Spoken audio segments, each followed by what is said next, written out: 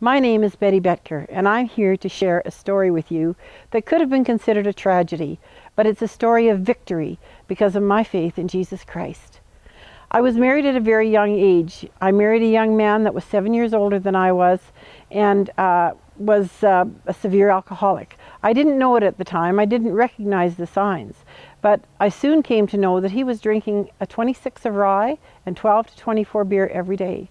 He was smoking a pack of Export A and 5 Old Port cigars every day. He was severely addicted to alcohol and tobacco, an addiction which started at a very young age. He became an alcoholic before he even knew what the term meant, going to parties with older brothers on the farm when he was young, and they thought it was cute when a young guy got drunk. And it just developed into a real problem in his life, and consequently ours and our families. We had 3 children. Through those years, I was beaten on a regular basis, 2 to 3 times a week. He'd come home and for no reason, he would just be angry and I would be severely beaten. My children witnessed this, but he never did abuse the children. He loved the children very much. He loved me too. I don't believe that he had control over his situation. But through those years, it was a real tough lifestyle. We didn't have running water. We didn't have a central heating system. We didn't have a furnace. We had coal and wood stove. It was really a difficult time, both physically and emotionally and spiritually.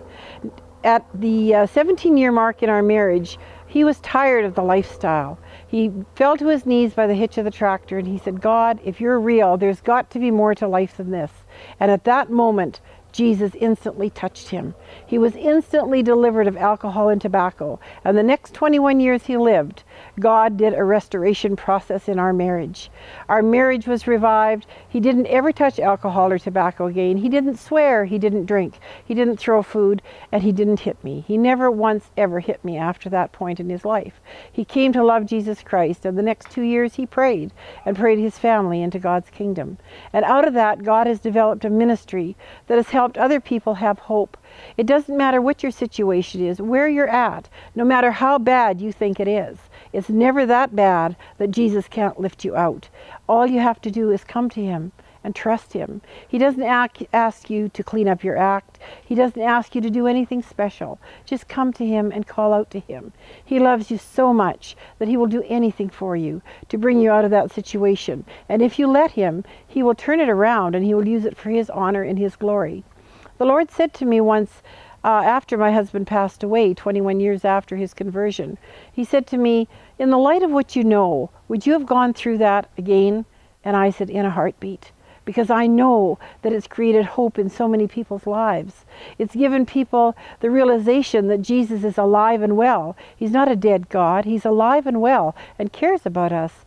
And each of us are so important to him that if we were the only ones on the face of the earth, he would have died for us. He wants to make your situation a good one. He wants to change your life around. He wants to be there to comfort you when you're going through a hard time. I called out to him many times in those years when I was sitting at the window watching, waiting, knowing when my husband came home what would happen. I didn't dare go to sleep because I knew how I'd be wakened up with brutal attack. But you know what? Jesus was always there. He always knew what was going on, and he always had his hand on me. And he had a plan for my life. He had a plan for my life, our family's lives. All 3 of our sons now are in ministry of a sort. They may not all be pastors, but they all speak publicly and they give God all the honor and the glory. It was the conversion of their dad that changed their lives, that made them realize that Jesus is alive and well and walking planet Earth. He's so alive and real that you can talk to him every day. Little things, big things, major things, small things. It doesn't matter. He cares about everything in your life, and he loves you so much. So Lord, we just want to thank you right now for the people that are watching and the people whose lives you want to touch. And I encourage you, call out to him because he cares for you. He cares for you like he cared for me. And he turned my life around. Give him the chance to do that with yours. He's just waiting. He won't push his way in. You have to allow that to happen.